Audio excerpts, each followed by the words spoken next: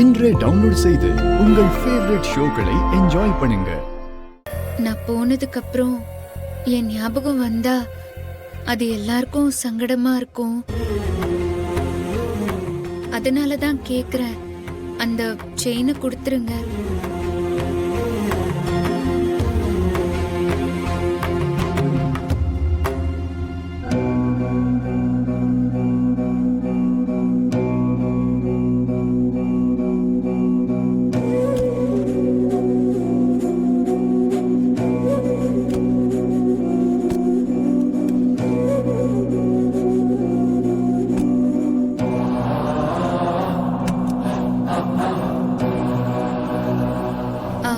அந்த செயின் இந்த டிராயர்ல தான் இருந்துச்சு.